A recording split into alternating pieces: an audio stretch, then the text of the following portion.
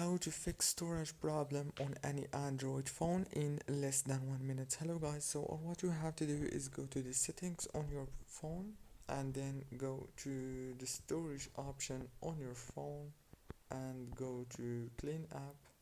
And now on this page all what you have to do is click on this option, as you can see, like this.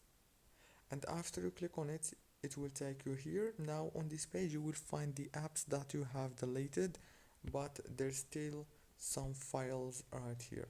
Click for example on the first one, click on all and choose delete right here, delete, and do the same thing with all the files.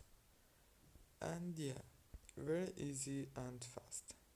Don't forget to like and subscribe, and thank you so much for watching this video until the very end. See you later.